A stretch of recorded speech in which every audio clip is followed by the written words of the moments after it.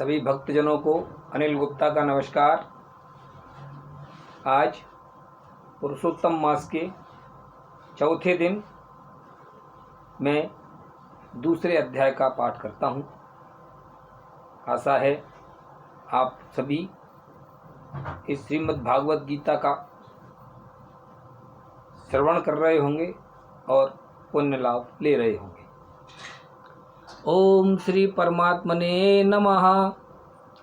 संजय बोले कि पूर्वोक्त प्रकार से करुणा करके व्याप्त और आंसुओं से पूर्ण तथा व्याकुल नेत्रों वाले शोक युक्त उस अर्जुन के प्रति भगवान मधुसूदन ने यह वचन कहा, हे अर्जुन, तुमको इस विषम स्थल में यह अज्ञान किस हेतु से प्राप्त हुआ? क्योंकि यह ना तो श्रेष्ठ पुरुषों से आचरण किया गया है, न स्वर्ग को देने वाला है, न कीर्ति को करने वाला है। इसलिए हे अर्जुन, नपुंसकता को मत प्राप्त हो, यह तेरे योग्य नहीं है। हे परंतप, तुच्छ हृदय की दुर्बलता को त्याग कर युद्ध के लिए खड़ा हो। तब अर्जुन बोले कि हे मधुसूदन, मैं रणभूमि में भीष्म पितामह और द्रोणाचार्य के प्रति किस प्रकार बाणों से युद्ध करूंगा? क्योंकि हे हरसूदन, वे दोनों ही पूजनीय हैं। इसलिए इन महान भाव गुरुजनों को न मारकर इस लोक में भिक्षा का अन्न भी भोगना कल्याणकारक समझता हूँ। क्योंकि गुरुजनों को मारकर भी इस लोक में रुधिर से सने हुए अर्थ और कामरूप भोगों को ही तो भोगूंगा। और हम लोग यह भी नहीं जानते कि हमारे लिए क्या करना श्रेष्ठ है, अथवा यह भी नहीं जानते कि हम जीतेंगे या हमको वे जीतेंगे। और जिनको मारकर हम जीना भी नहीं चाहते, वे ही धृतराष्ट्र के पुत्र हमारे सामने खड़े हैं। इसलिए कायरता रूप दोष करके उपहत कर हुए स्वभाव वाला और धर्म के विषय में मोहित चित्त हुआ मैं आपसे पूछता हूँ, जो कुछ निश्चय किया हुआ कल्याणकारक साधन हो वह मेरे लिए कहिए। क्योंकि मैं आपका शिष्य हूँ, इसीलिए आपके शरण हुए मेरे को शिक्षा दीजिए। क्योंकि भूमि में निष्कंटक धन धान्य संपन्न राज्य को और देवताओं के स्वामीपने को प्राप्त होकर भी मैं इस उपाय को नहीं देखता हूँ जो कि मेरी इंद्रियों के सुखाने वाले शोक को दूर कर सके। संजय बोले कि हे राजन, निंद्रा को जीतने वाले अर्जुन अंतर्यामी श्री कृष्ण महाराज के प्रति इस प्रकार कहकर फिर गोविंद भगवान से युद्ध नहीं करूंगा ऐसे स्पष्ट कहकर चुप हो गए।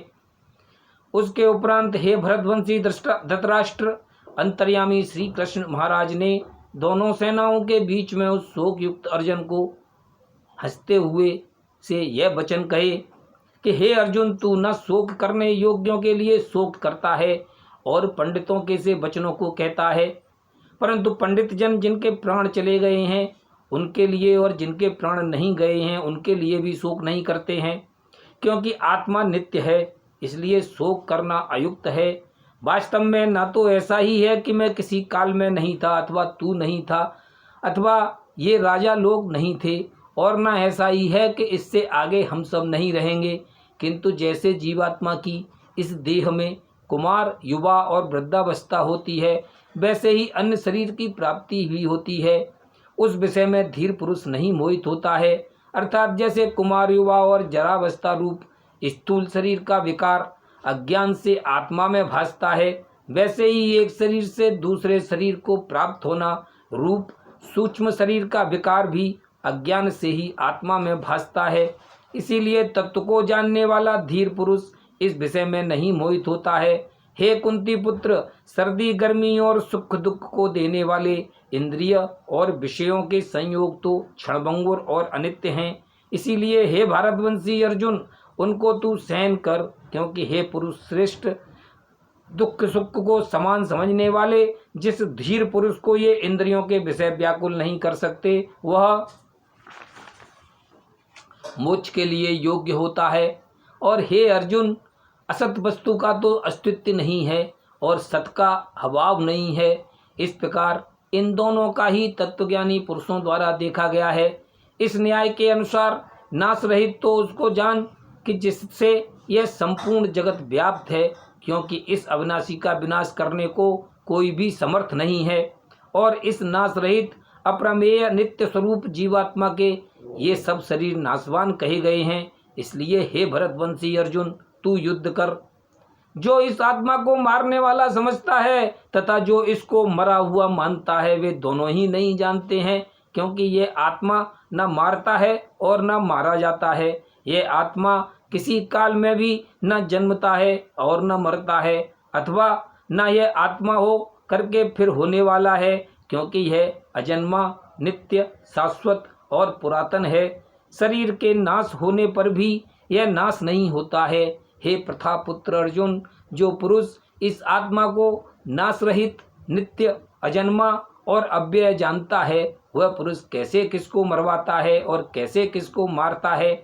और यदि तू कहे कि मैं तो शरीरों के वियोग का शोक करता हूँ, तो यह भी उचित नहीं है, क्योंकि जैसे मनुष्य पुराने वस्त्रों को त्याग कर दूसरे नए वस्त्रों को ग्रहण करता है, वैसे ही जीवात्मा पुराने शरीरों को त्याग कर दूसरे नए शरीरों को प्राप्त होता है। हे अर्जुन, इस आत्मा को शस्त्रादि नहीं काट सकते हैं और ना इसको आग जला सकती है, और इसको जल गीला नहीं कर सकते हैं और वायु नहीं सुखा सकता है, क्योंकि यह आत्मा अच्छेद्य है। यह आत्मा अदाय, अक्लेद्य और अशोष्य है, तथा यह आत्मा निसंदेह, नित्य, सर्वव्यापक, अचल, स्थिर रहने वाला और सनातन है। यह आत्मा अव्यक्त अर्थात इंद्रियों का अविषय, और यह आत्मा अचिंत्य अर्थात मन का अविषय, और यह आत्मा विकार रहित अर्थात न बदलने वाला कहा गया है। इससे हे अर्जुन, इस आत्मा को ऐसा जानकर तू शोक करने योग्य नहीं है, अर्थात तुझे शोक करना उचित नहीं है। यदि तू इसको सदा जन्मने और सदा मरने वाला माने तो भी हे अर्जुन, इस प्रकार शोक करने को योग्य नहीं है, क्योंकि ऐसा होने से तो जन्मने वाले की निश्चित मृत्यु और मरने वाले का निश्चित जन्म होना सिद्ध हुआ। इससे भी तू इस बिना उपाय वाले विषय में शोक करने को योग्य नहीं है। इस भीष्मादिकों के शरीर मायामय होने से अनित्य हैं, इससे शरीरों के लिए भी शोक करना उचित नहीं, क्योंकि हे अर्जुन, संपूर्ण प्राणी जन्म से पहले बिना शरीर वाले और मरने के बाद भी बिना शरीर वाले ही हैं, केवल बीच में ही शरीर वाले प्रतीत होते हैं। फिर उस विषय में क्या चिंता है। हे अर्जुन, यह आत्म तत्व बड़ा गहन है, इसलिए कोई महापुरुष ही इस आत्मा को आश्चर्य की ज्यों देखता है, और वैसे ही दूसरा कोई महापुरुष ही आश्चर्य की ज्यों इसके तत्व को कहता है, और दूसरा कोई ही इस आत्मा को आश्चर्य की ज्यों सुनता है, और कोई कोई सुनकर भी इस आत्मा को नहीं जानता। हे अर्जुन, यह आत्मा सबके शरीर में सदा ही अवध्य है, इसीलिए संपूर्ण भूत प्राणियों के लिए तू शोक करने को योग्य नहीं है, और अपने धर्म को देखकर भी तू भय करने को योग्य नहीं है, क्योंकि धर्मयुक्त युद्ध से बढ़कर दूसरा कोई कल्याणकारक कर्तव्य क्षत्रिय के लिए नहीं है। हे पार्थ, अपने आप प्राप्त हुए और खुले हुए स्वर्ग के द्वार रूप इस प्रकार के युद्ध को भाग्यवान क्षत्रिय लोग ही पाते हैं, और यदि तू इस धर्मयुक्त संग्राम को नहीं करेगा तो स्वधर्म को और कीर्ति को खोकर पाप को प्राप्त होगा, और सब लोग तेरी बहुत काल तक रहने वाली अपकीर्ति को भी कथन करेंगे, और वह अपकीर्ति माननीय पुरुष के लिए मरण से भी अधिक बुरी होती है। और जिनके तू बहुत माननीय होकर भी अब तुच्छता को प्राप्त होगा, वे महारथी लोग तुझे भय के कारण युद्ध से उपराम हुआ मानेंगे, और तेरे बैरी लोग तेरे सामर्थ्य की निंदा करते हुए बहुत से न कहने योग्य वचनों को कहेंगे। फिर उससे अधिक दुख क्या होगा। इससे युद्ध करना तेरे लिए सब प्रकार से अच्छा है, क्योंकि या तो मरकर स्वर्ग को प्राप्त होगा अथवा जीतकर पृथ्वी को भोगेगा। इससे हे अर्जुन, युद्ध के लिए निश्चय वाला होकर खड़ा हो। यदि तुझे स्वर्ग तथा राज्य की इच्छा न हो तो भी सुख दुख, लाभ हानि और जय पराजय को समान समझकर उसके उपरांत युद्ध के लिए तैयार हो। इस प्रकार युद्ध करने से तू पाप को प्राप्त नहीं होगा। हे पार्थ, यह बुद्धि तेरे लिए ज्ञान योग के विषय में कही गई, और इसी को अब निष्काम कर्म योग के विषय में सुन। जिस बुद्धि से युक्त हुआ तू कर्मों के बंधन को अच्छी तरह से नाश करेगा। इस निष्काम कर्म योग में आरंभ का अर्थात बीज का नाश नहीं है, और उल्टा फल रूप दोष भी नहीं होता है। इसलिए इस निष्काम कर्मयोग रूप धर्म का थोड़ा भी साधन जन्म मृत्यु रूप महान भय से उद्धार कर देता है। हे अर्जुन, इस कल्याण मार्ग में निश्चयात्मक बुद्धि एक ही है और अज्ञानी सकामी पुरुषों की बुद्धियां बहुत भेदों वाली अनंत होती हैं। हे अर्जुन, जो सकामी पुरुष केवल फलश्रुति में प्रीति रखने वाले, स्वर्ग को ही परम श्रेष्ठ मानने वाले, इससे बढ़कर और कुछ नहीं है ऐसे कहने वाले हैं, वे अविवेकी जन जन्म रूप फल कर्म फल को देने वाली और भोग तथा ऐश्वर्य की प्राप्ति के लिए बहुत सी क्रियाओं के विस्तार वाली इस प्रकार की जिस दिखाऊ शोभा युक्त वाणी को कहते हैं, उस वाणी द्वारा हरे हुए चित्त वाले तथा भोग और ऐश्वर्य में आसक्ति वाले उन पुरुषों के अंतःकरण में निश्चयात्मक बुद्धि नहीं होती है। हे अर्जुन, सब वेद तीनों गुणों के कार्य रूप संसार को विषय करने वाले अर्थात प्रकाश करने वाले हैं। इसीलिए तू असंसारी अर्थात निष्कामी और सुख दुखादि द्वंद्वों से रहित नित्य वस्तु में स्थित तथा योगक्षेम को न चाहने वाला और आत्मपरायण हो। क्योंकि मनुष्य का सब ओर से परिपूर्ण जलाशय के प्राप्त होने पर छोटे जलाशय में जितना प्रयोजन रहता है, अच्छी प्रकार ब्रह्म को जानने वाले ब्राह्मण का भी सब वेदों में उतना ही प्रयोजन रहता है। अर्थात जैसे बड़े जलाशय के प्राप्त हो जाने पर जल के लिए छोटे जलाशयों की आवश्यकता नहीं रहती, वैसे ही ब्रह्मानंद की प्राप्ति होने पर आनंद के लिए वेदों की आवश्यकता नहीं रहती। इससे तेरा कर्म करने मात्र में ही अधिकार होवे, फल में कभी नहीं, और तू कर्मों के फल की वासना वाला भी मत हो तथा तेरी कर्म न करने में भी प्रीति न होवे। हे धनंजय, आसक्ति को त्याग कर तथा सिद्धि और असिद्धि में समान बुद्धि वाला होकर योग में स्थित हुआ कर्मों को कर। यह समत्व भाव ही योग नाम से कहा जाता है। इस समत्व रूप बुद्धि योग से सकाम कर्म अत्यंत तुच्छ है। इसलिए हे धनंजय, समत्व बुद्धि योग का आश्रय ग्रहण कर, क्योंकि फल की वासना वाले अत्यंत दीन हैं। समत्व बुद्धि युक्त पुरुष पुण्य पाप दोनों को इस लोक में ही त्याग देता है, अर्थात उनसे लिपायमान नहीं होता। इससे समत्व बुद्धि योग के लिए ही चेष्टा कर। यह समत्व बुद्धि रूप योग ही कर्मों में चतुरता है, अर्थात कर्म बंधन से छूटने का उपाय है। क्योंकि बुद्धि योग युक्त ज्ञानी जन कर्मों से उत्पन्न होने वाले फल को त्याग कर जन्म रूप बंधन से छूटे हुए निर्दोष अर्थात अमृतमय परम पद को प्राप्त होते हैं। हे अर्जुन, जिस काल में तेरी बुद्धि मोह रूप दलदल को बिल्कुल तर जाएगी, तब तू सुनने योग्य और सुने हुए के वैराग्य को प्राप्त होगा। जब तेरी अनेक प्रकार के सिद्धांतों को सुनने से विचलित हुई बुद्धि परमात्मा के स्वरूप में अचल और स्थिर ठहर जाएगी, तब तू समत्व रूप योग को प्राप्त होगा। इस प्रकार भगवान के वचनों को सुनकर अर्जुन ने पूछा कि हे केशव, समाधि में स्थित स्थिर बुद्धि वाले पुरुष का क्या लक्षण है और स्थिर बुद्धि पुरुष कैसे बोलता है, कैसे बैठता है, कैसे चलता है। उसके उपरांत श्री कृष्ण महाराज बोले कि हे अर्जुन, जिस काल में यह पुरुष मन में स्थित संपूर्ण कामनाओं को त्याग देता है, उस काल में आत्मा से ही आत्मा में संतुष्ट हुआ स्थिर बुद्धि वाला कहा जाता है तथा दुखों की प्राप्ति में उद्वेग रहित है।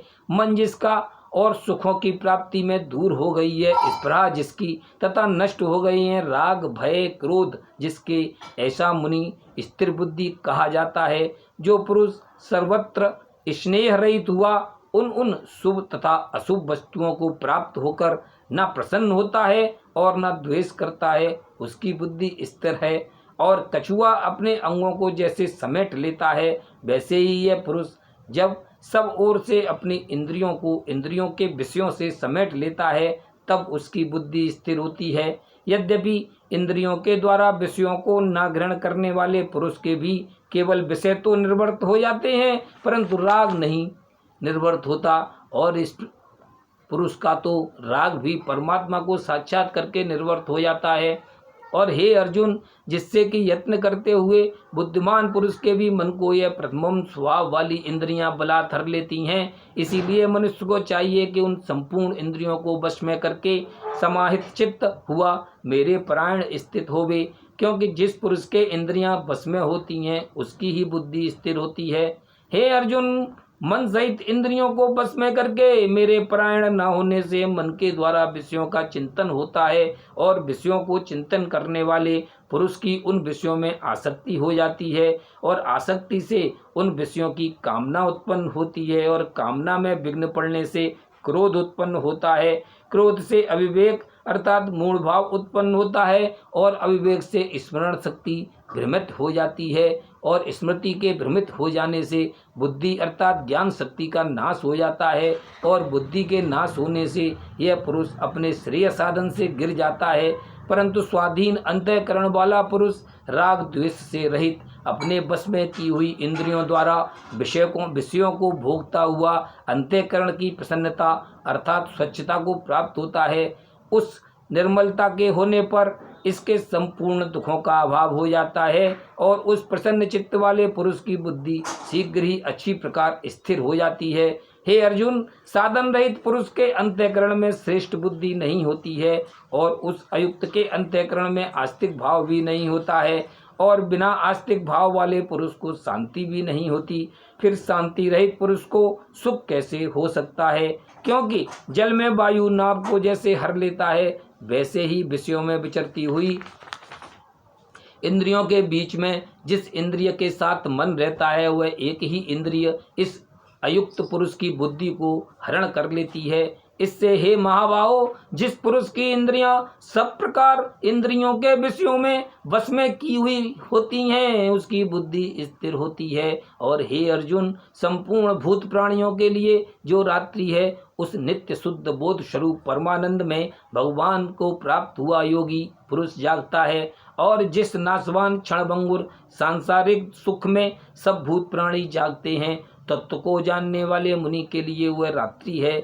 जैसे सब ओर से परिपूर्ण अचल प्रतिष्ठा वाले समुद्र के प्रति नाना नदियों के जल उसको चलायमान न करते हुए ही समा जाते हैं, वैसे ही जिस स्थिर बुद्धि पुरुष के प्रति संपूर्ण भोग किसी प्रकार का विकार उत्पन्न किए बिना ही समा जाते हैं वह पुरुष परम शांति को प्राप्त होता है, न कि भोगों को चाहने वाला। क्योंकि जो पुरुष संपूर्ण कामनाओं को त्याग कर ममता रहित और अहंकार रहित स्पृहा रहित हुआ बरतता है वह शांति को प्राप्त होता है। हे अर्जुन, यह ब्रह्म को प्राप्त हुए पुरुष की स्थिति है। इसको प्राप्त होकर योगी कभी मोहित नहीं होता है और अंतकाल में भी इस निष्ठा में स्थित होकर ब्रह्मानंद को प्राप्त हो जाता है। इति श्री भगवद गीता रूपी उपनिषद एवं ब्रह्म विद्या तथा योग शास्त्र विषयक श्री कृष्ण और अर्जुन के संवाद में सांख्य योग नामक दूसरा अध्याय समाप्तम। बोलो श्री कृष्ण भगवान की जय, बोलो श्रीमद् भगवद गीता की जय। मुझे प्रोत्साहन देने के लिए मेरे YouTube चैनल को सब्सक्राइब करें, लाइक करें, शेयर करें। धन्यवाद।